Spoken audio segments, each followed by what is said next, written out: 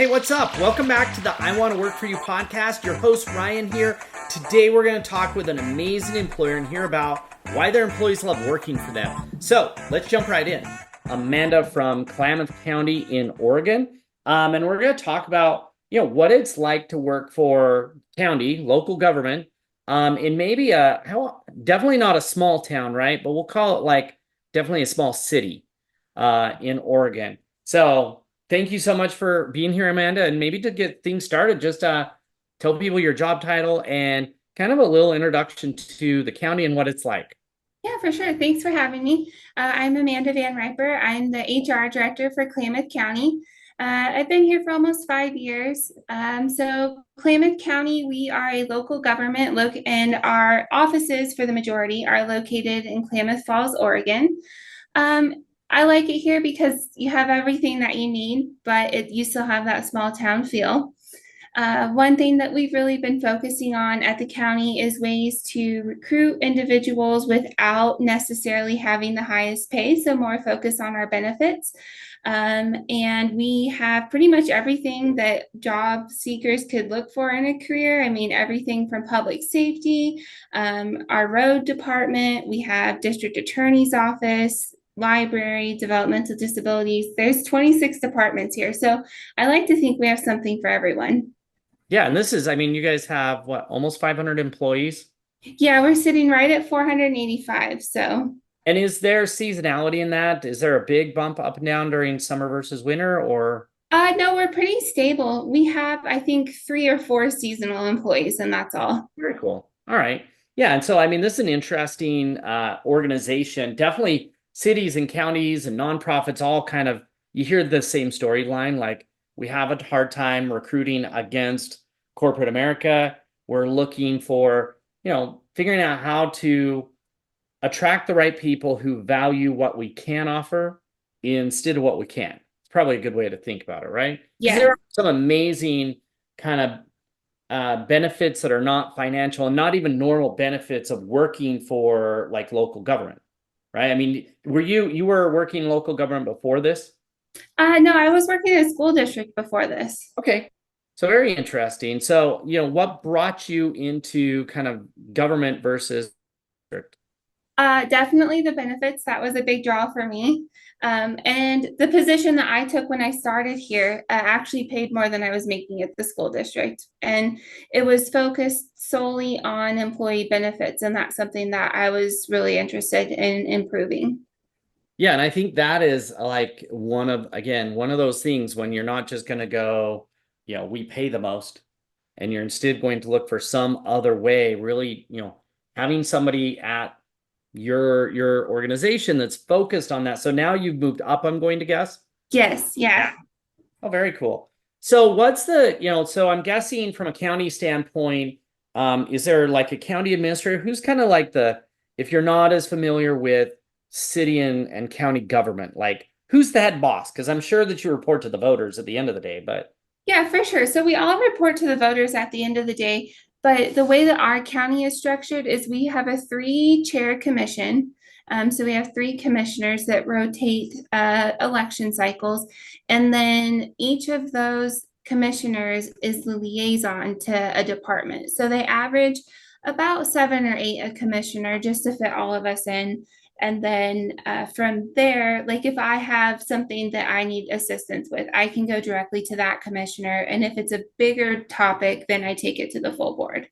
oh, gotcha. Okay, so that's super interesting. Where like a city would have like a city manager, right? Yeah, and there are some counties that have a county administrator. Our county just isn't set up that way.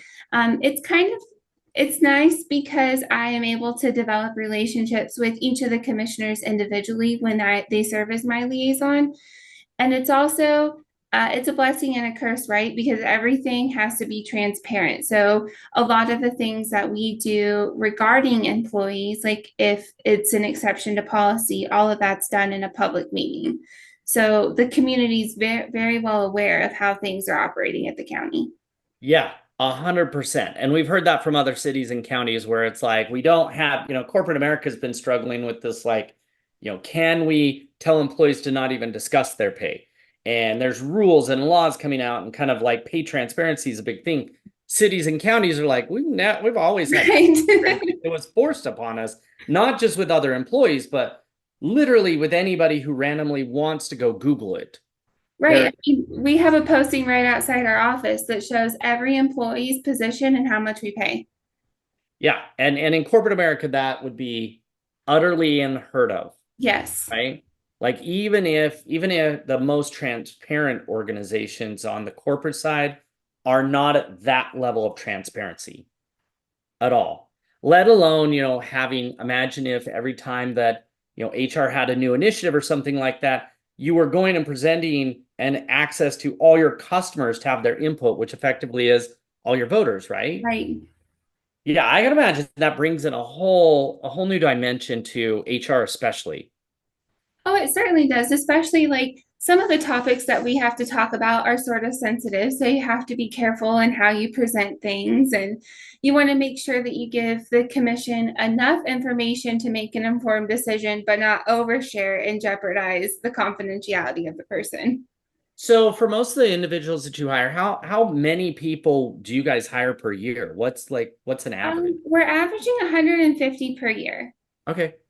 And so are those, I'm sure that there's a big mix, but like, do the majority come from inside the county or are they moving in to get the job? It's kind of a mix. The majority live within the county, but for some specific positions and departments, we are attracting talent from outside of the county, people who are looking to stay in Oregon but have that small town feel. Right.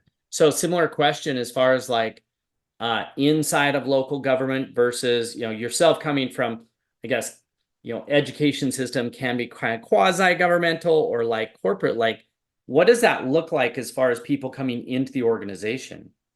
So we do have some people who like come from, like I did, a school district. Sometimes we attract talent from the city, sometimes we attract talent from the state, but oftentimes it's employees who work in the pub or the private sector and are looking to come over specifically for the benefits. Right. So what is that like? What are those benefits? Because that's always been, at least for the longest time, the reason you work for a city or county, right? Oh, Like yeah. whether it was when we had pensions, whether it was just a better, health insurance plan. So what are some of those things and how is it that they're different? Because it's not just that, oh, we have health insurance too. County health is different than a lot of, working for a 10 employee company that has health, but maybe doesn't pay as much or the health insurance isn't as good. Yeah, so like for our health insurance, we're part of a group program that's offered throughout the entire state. And Okay. so we have relatively lower premiums, probably cheaper than we could get if we went out and tried to buy them by ourselves. And then what is really cool about the way our benefits are set up is we allow every employee the same amount of insurance coverage premium per month. So like we'll pay X dollars amount per month to cover your benefits. And then if there's anything left over, that's going into a health reimbursement account. And so then all of that money gets invested and you can turn around to use that to pay for like your doctor's visit. You can use it to pay for glasses, dental work, and then a lot of like everyday medical needs too, like some over the counter medications and things like that. So that's a big draw because for some employees, that's almost an extra $1,000 a month that they're getting in income. Right. And from like a work environment standpoint, I'm guessing multiple county buildings. Yeah, we Does have that lots of different buildings. And so one thing that we've really been working on here lately is we did a strategic plan. And so as part of that, we're really working to develop our county culture. We want to rebrand the county. So we've developed a brand guide. And we bought t-shirts for all of our staff. We did a contest here and we had people submit what the motto should be for the county. And so we decided on the winner, and then that got put on a t-shirt. And so the first Friday of every month, we have Team Klamath County Friday. So everyone wears their t-shirt, and our new motto is "When you're here, you're home." very cool? And is that like a motto for the entire county, including residents, or is this a motto from the culture of the county organization? The culture of the county organization, because we do want people to feel that when they come to our building. Right. If you're a citizen and you're coming to fill out your building permit to build your home here, like we want you to feel like this is your home. And we want that to not only extend throughout our buildings, but the community as a whole. Very cool. So how do you go about then like instilling that in a new hire and kind of implementing it with the organization? Like what's the upside for the employee of that?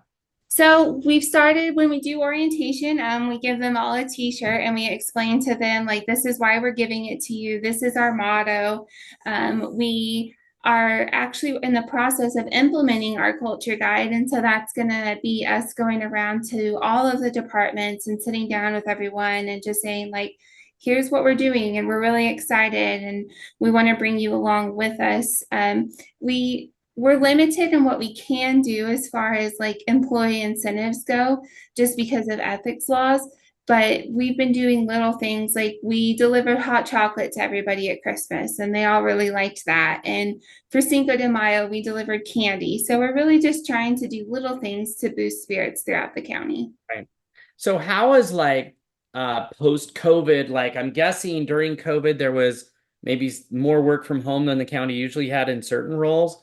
Has that kind of returned to normal at most city and counties, or how is that being handled? For us, it's almost back to normal, but we do have a policy that allows for employees to work up to 50% of their week from home. And that's dependent on supervisor approval. The employees that we have doing it really love it, and it's been working for their managers. And so oftentimes we do try to lean on that too as a recruitment technique of like, you also get this benefit if it works for your supervisor that you could spend 50% of your time working from home. Yeah, because a lot of even the corporation, private companies have tried to like slip back all the way to the extreme of like, no, we're in the office all the time. Stop it. Right. Yes, yeah. I think in today's day and age, it'd be really hard to tell everyone, like, okay, that's it, you have to come back to the office because a lot of them have gotten accustomed to being able to be home. I mean, uh, Right. especially in the summer, like it saves you on childcare if your kids are old enough to take care of themselves during the day, but mom or dad's there if they need something. Yeah, 100%. So what are the top so you create a culture guide, I'm guessing in there has some core values, that type stuff to kind of guide with it. Like what all is included in that culture guide? Because I haven't seen it yet. So we included what our values are, what our mission, our vision. We included how we're going to implement that. And so we gave really specific guidelines we did a survey of all of our staff and said, okay, what's good, what's bad, what should we keep doing, and what should we fix? And so from there, we just took that feedback and we gave a lot of our directors some very specific things that need to be fixed. We wanted to make sure that they were focused on improving culture in their departments and having a cohesive message countywide. So we're actually in the process of getting that approved by the board. And then once that's approved, we'll make it go live on our website, which will be really cool for recruitment for our end too. Yeah, and I think that process, if you're a job seeker and looking for a place to work, this idea of like we gathered from the base, the kind of feedback and ideas and stuff, but the culture has to flow from the top down. It can't flow from the bottom up. Like you Right.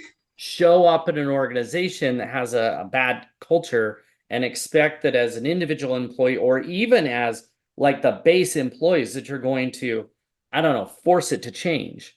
Like it just the way that control works, it doesn't work that way, right? Right. And so one thing that we're going to implement as part of this is employee resource groups.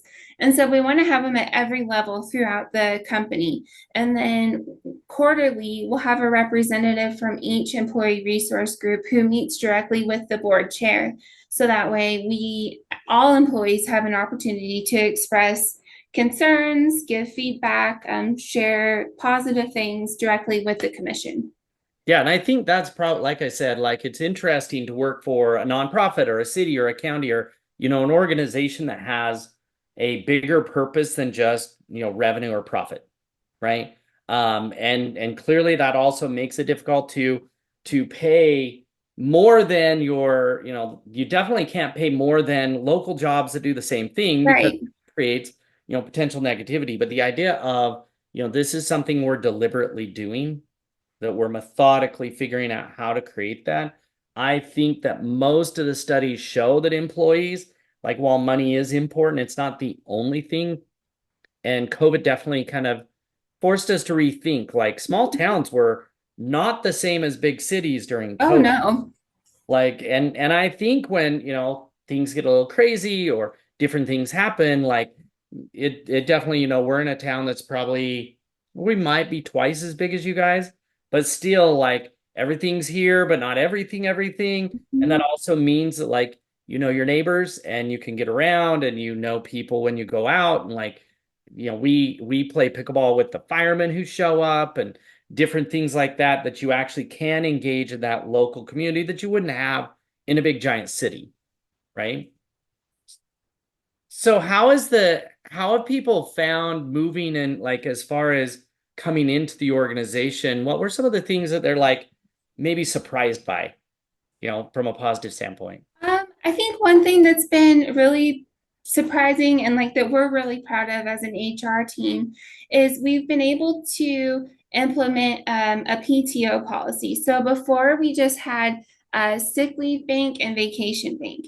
And what we found is that there were several employees who had this huge sick leave bank, right? Because they were never sick, they never called in, but their vacation bank was probably pretty small because they wanted to use their time to go do fun things. And so we made the change last year from having two separate accrual banks to just putting all of that time in a PTO bank. And so that's really helped, especially from a recruitment standpoint, because as an entry level employee, you're earning 2 days off a month, which is huge. Right. But you're also responsible for managing that. So when it's gone, it's gone. Uh, Well, and I also think probably like when you go to get a job, you're not planning to be sick 7 days a year. right. It's not something you're like, oh my goodness, this is great because I was just planning on being sick. Yeah. You are planning on going on vacation. And clearly, I would imagine that, yes, if you get sick, that does knock down some of your vacation, but that's more of a trade-off individually, not up front, like it's being dictated. You're going to get sick for a week a year and you're going to go on vacation for a week a year, Right. and that's how it's going to be. And then the other thing that we did is so in Oregon, they implemented a paid leave Oregon law.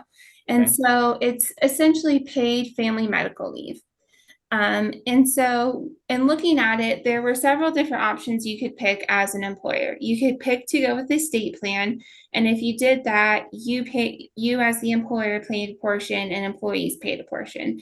And then everything was managed directly through the state. So you would submit all your paperwork, your payment would come from the state, but you were only guaranteed 60% of your weekly wage in that payment. Okay. Second option was you could go with a third party. So, same thing, just hiring somebody else to do it. But we sat down and we said, well, how can we make this the best for our employees? And so we drafted a plan and actually brought it in house. So, our HR department is managing this. We are not charging our employees anything. And so we're paying, and we're also paying 100% of their wage when they're out. So essentially, if something major happened or you had a baby, you're guaranteed 12 weeks full pay, full benefits. Wow. That's amazing. Yeah. And is that maternity? Is that also paternity or what? Maternity, paternity, serious health condition. The way that Oregon wrote the law is the definition of family member is pretty broad. So if your brother, your sister, pretty much anybody that you would consider to be family got ill, you'd be able to take time off to care for them. Gotcha. Yeah, that's a huge benefit. And I'm going to guess probably something that the average employee maybe doesn't understand the differentiation between those three plans, or that you're specifically, while it might all sound the same, there's a difference between, a private company doing it where the employees are paying part of it, or it's almost like some of the knowledge you have to understand for like disability insurance and Right. all that kind of stuff, right? And we did have a disability insurance prior to this, but we dropped it because this plan covered everything that the employee would need. They're not having to work with a third party. They're not having reduced income. So Right. from the employee standpoint, this is a huge benefit to them because they don't have to worry about what if something happens. Right. Wow, that's definitely a huge. I would imagine from an employee feedback standpoint, the PTO and this are probably way up on the list. Oh, yeah, for sure. We've Right. had employees who have family members who have filed through the state plan, and we get emails all the time. We're so thankful that you guys decided to do this in-house because messing with the state plan has just been a nightmare for them. Oftentimes, employees are back to work before they even receive a payment. And if you're out for 12 weeks, the average person can't go 12 weeks without some Right. type of income. Yeah. And I would imagine, I mean, definitely COVID probably drove some of this forward. I think we're like marching towards some, I don't know about better protections for workers, but maybe something that provided a level of security, Yeah. right?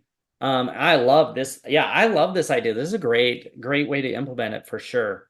I definitely think the average employee doesn't understand the nuance of those three plans. Right, yeah. We set them down and we say, okay, so if you work at this employer, you're gonna pay X amount.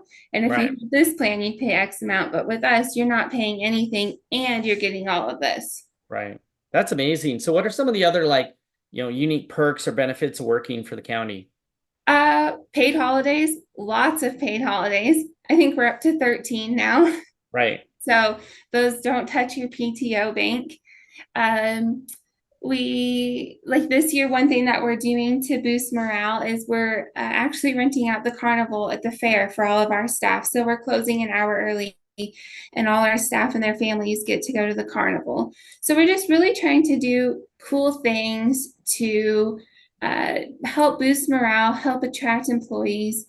I think the other cool thing is that there's flexibility. So, like if you start working for the county and there's a job in another department that really interests you, our department heads are really good about trying to hire from within. Even though being a small or some we have some smaller departments and it makes it hard to lose people, it's really exciting to see people grow within the organization. Yeah, and I think that's one of the commitments you look for in a great place to work. This idea of like it isn't just what's easiest for the manager, because it is. It's very difficult for a manager to lose their team or to lose the Yes. best employee. And so, what's good for the manager a lot of times isn't good for the career progression of an employee.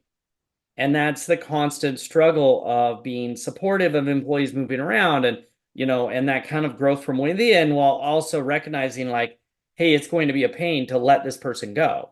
Right. It's that fine line of like being excited for the employee because they're moving up, they're taking that next step in their career, but also realizing what that impact's going to be for you.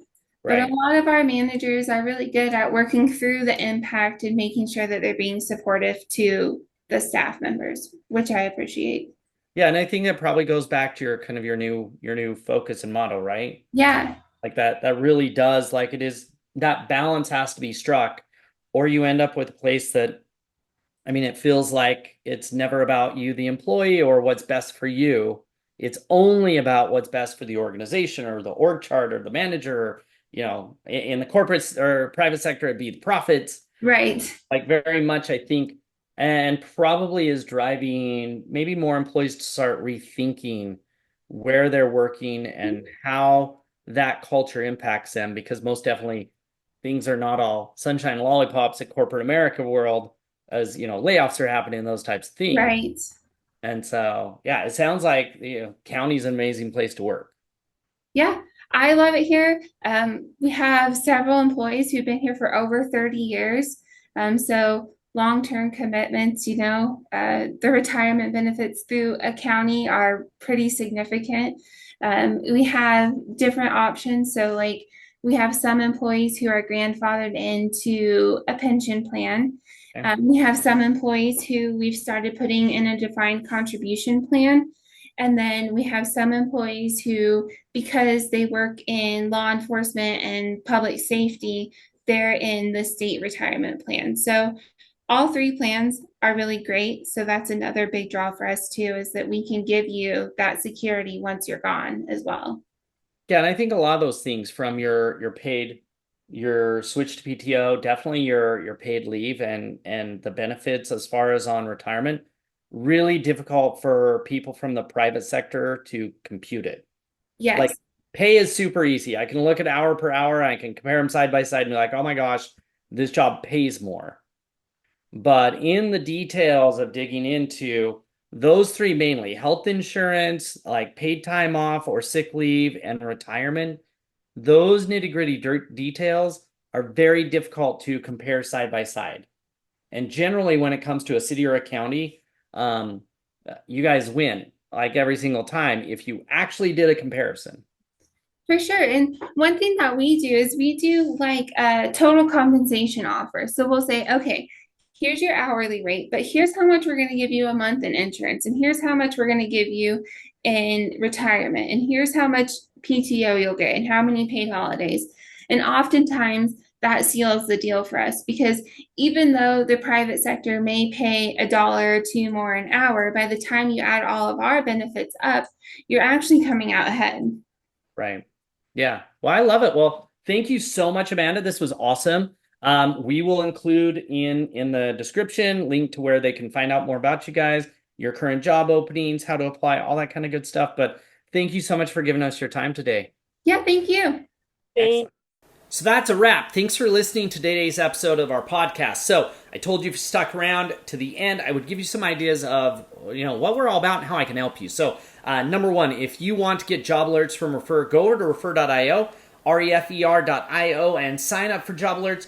You'll receive our newsletter, you'll receive job alerts, career advice, job seeker advice, etc. Number two, we've got some really cool AI tools over there. In fact, an entire studio of AI tools built just for job seekers to help you identify your career path, brainstorm what your options are, figure out how to set up job alerts, rewrite your resume, prepare for interviews, everything, all the way up to the point of helping you actually build your own mentors to help mentor you as a new hire at your new job. So go check out our AI tools. Trust me, you will love them. And along with those tools comes access to our coaching community, where we actually coach you on how to get a better job, how to improve your chances of getting a job, how to do better at your job, and everything in between. Now, lastly, if you're an employer and you say, hey, we're a great place to work, but we don't get enough applicants, our employees love working for us, but for whatever reason, we don't get that many qualified people. They're not that excited.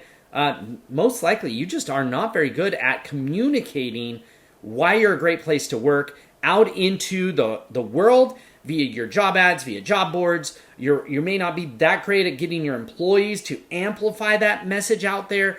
And we're here to help. So if you want some help, if you want to be on our podcast, I would love to interview you. I'd love to show you what I would do if I was you to amplify your employer brand out there into the job seeker market. So shoot me an email, ryank@refer.io. You'll see it on the screen, and we'd love to chat. Otherwise, we'll catch you next time.